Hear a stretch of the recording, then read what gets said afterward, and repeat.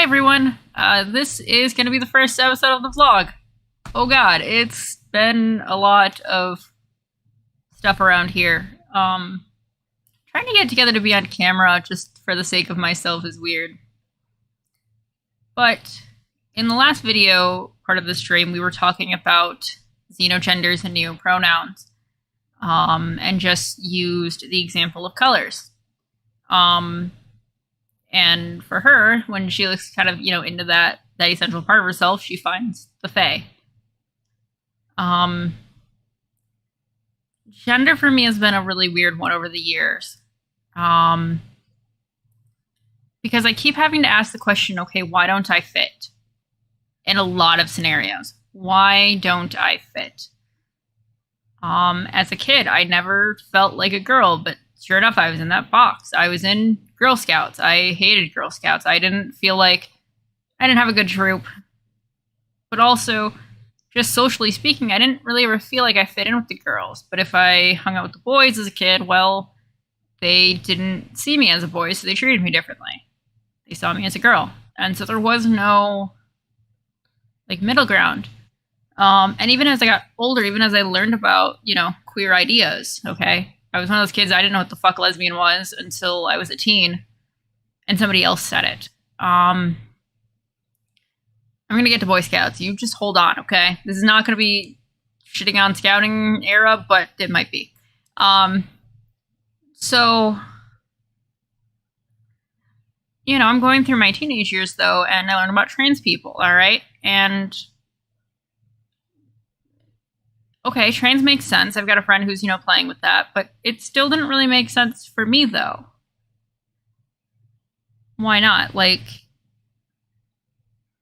And granted, I always wanted to be part of Boy Scouts. The version that I knew of as a kid, okay? I was not as getting to see, my siblings go do the high adventure stuff was pretty awesome, and that's definitely where my interests were, too. Notice that interest, though, okay? And so, yeah, trans man never really made sense to me. I didn't have dysphoria necessarily about my chest. I never really wanted bottom to change at all. That wasn't really what I ever cared about. But for me, though, no, the social aspect of it, the how I integrate into these spaces, that was a big deal for me. Okay?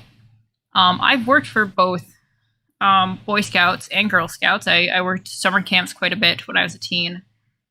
And I had the most fun at the first camp that I worked at, okay? That was a Cub Scout camp, and just everyone there was pretty chill. The girls still got treated a little bit differently, but that was mostly by asshole parents, okay, that were going with their kids to camp. Most of the staff were really chill, and I loved it. That was so great. And sure enough, there's a lot of masculine energy. Oh god, and a lot of dumb shit. Teenage boys do lots of dumb things, okay? So do girls. But, there was a different... It was a trip, okay? And I worked for Girl Scouts, and that was probably one of the more lonely summers I've had. I just had a hard time integrating with people, socially interacting. And around this time, too, I'd figured out the non-binary language, okay? So I used to tell people, all right, if you've got, masc and femme on a spectrum, all right, I'm way over on the masc side of things, okay? Way over on that end of things. And that was true for a while. It was. But it wasn't everything. I worked at another camp where there wasn't really... This was a weird LARP camp. It was the gender part of it was pretty neat because the kids didn't have expectations of me and a gender. They just wanted to go, do their role-playing thing, right? And you could be anything or anyone, and it was pretty fantastic, So I had a whole... Here's me, a female-bodied person, teaching sword fighting in terms of LARPing, okay? To a whole group of teenage and adolescent, boys, right? I think we had about 8 to 13 maybe. Didn't blink an eye. They were just happy to show up and fight. And that was really great because no one cared. No one really cared. So sure enough, all right, through all of this, definitely more on the trans mask side. All right, at some point I figured out that trans masculine was kind of some of the language people were using. And I'm still going the why don't I fit? In a lot of spaces, why don't I fit? And I don't know that I have a good reason, because through all this, the confusing part is that I'm still holding on to lesbian. I'm still lesbian, okay? My sexual orientation. For some reason, there is a part of me that is femme, that interacts with relationships in a very feminine way. All right? I am attracted to women as a woman. That's not the same thing that I've just been describing to you about the mask side of me. Okay? All right? And so non-binary is really weird. All right? Especially for me, because, like, if people see you female body, they see that you have boobs, they see that you put on makeup, they assume you're a girl, and they assume all of the social interactions about you with that. Okay? There's not really space in people's heads for going, oh, okay, this is a masculine person. Yeah, maybe I could wear my cargo shorts. Did that change a whole lot? Changed a little bit. Not always. They would still treat me like a girl. So I guess over the years, as I've been in a relationship with Jess and kind of figuring out more of this stuff, there is the mask. That's a large part of me. It's definitely there. And it's, for some reason, the part that presents itself to, not the other person in my relationship. Jess tends to have a field day because she somehow has to take in all of these parts of me in whatever moment any of them are happening, and kind of figure out how to interact with all of that. So, there's the mask parts, there's the femme parts, but there's this other part. And that part is colorful. That's probably the best that I've got. We're talking about xenogenders, and all I've got is my gender is colorful. Why do I have dysphoria when I don't have colored hair? I don't know, but I do. Chromagender? That could be it too, Matt. Yeah. Like, no. I've had purple hair. One of my friends finally taught me how to hair dye when I was like 20, okay? It was great. I really only went more and more colorful. I never went back to just all the way brown unless there was a weirdness with, like, having to wait for things to grow out. So no, I did a lot of red and blue stripes. I did a lot of purple. I was purple for a very, very long time. Special Effects brand purple. They're no longer a company anymore, but they was the best. Took me a while to find another hair dye. No, like, I'm purple. Like, that's just part of me. That color is there. Even as a teen, I got made fun of as a kid because I wore tie-dye shirts every day to school. And I had a bunch of them, okay? It's not like I wore the same shirt. No, it was many shirts.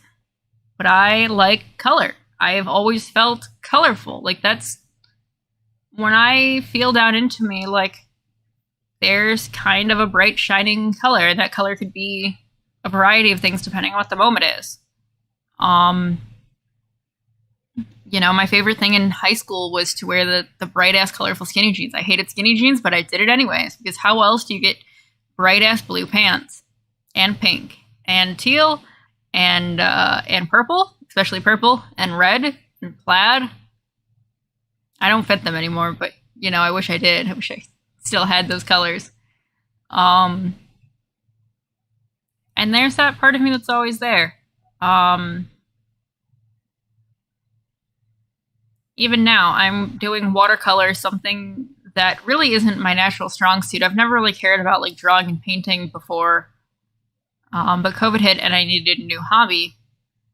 And I'm actually struggling with watercolor because the part that I love about it is the colors. I love watching the colors mix and swirl and move out and when I say move out, like, watercolor, like, you get all different effects if you're doing, dry or wet, right? You can do a whole bunch of different things. They can be splattered, they can be spiraled, or they could just kind of go softly into each other. That part's fun too.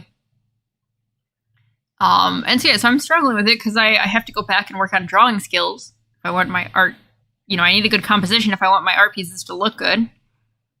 So I'm learning drawing skills to make my color stuff better. Yeah,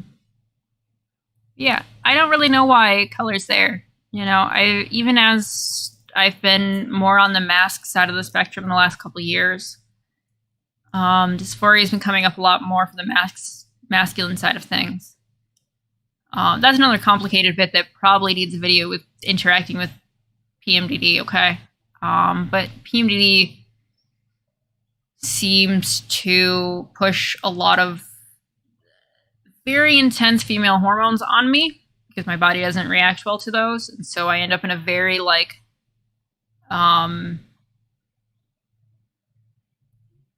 intense moods, okay? Things that can shift and you know, it's moods to the extreme, okay? It's not the funnest, but it does feel like I get pulled really far femme, and so I end up having to, like, compensate to pull myself more mask.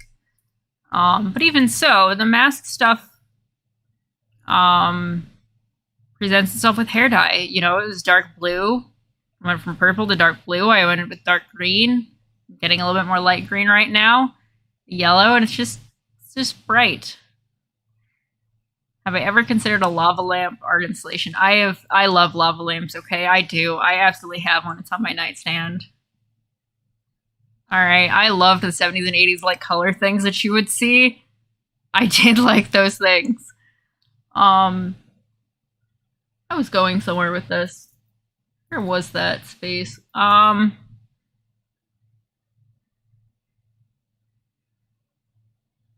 Hair. Colorful. Yeah. So I guess, like, when I express myself, like, I feel like there's a lot of colors. And it's not just, you know, just bright colors. I like black too. Goth kid, who would have thought? So that's been a larger and larger part. A part that, like, the masculine side and the feminine side just doesn't explain. It doesn't account for those parts of me that just don't seem to be fully in one category or the other.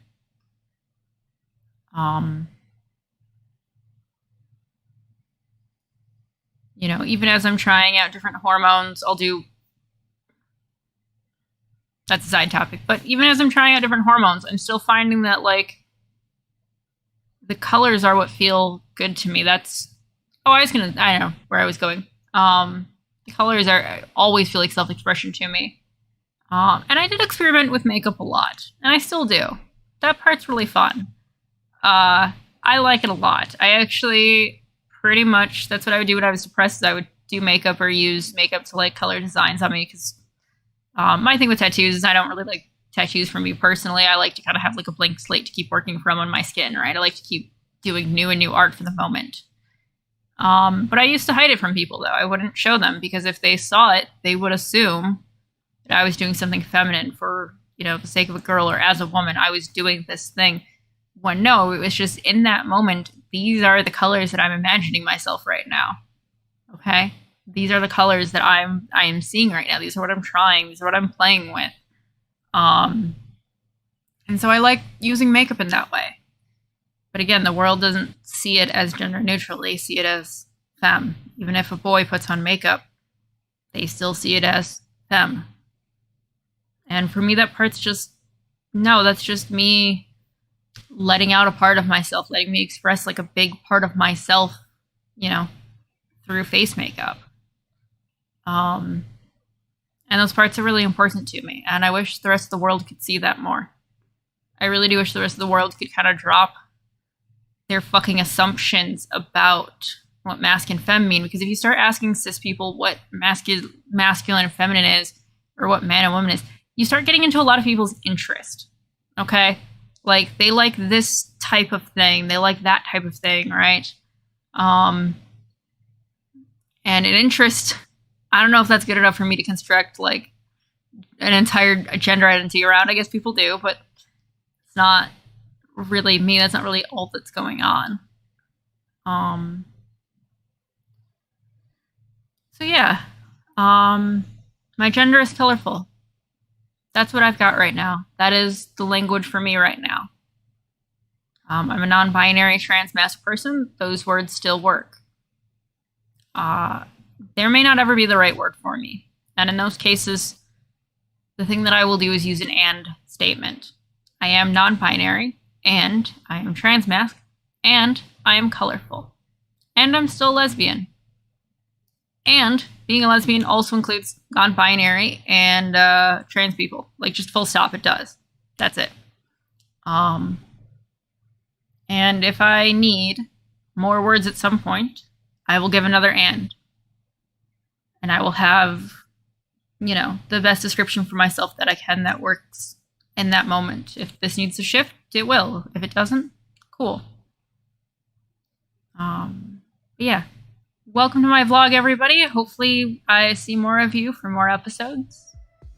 Thanks, everyone. Bye.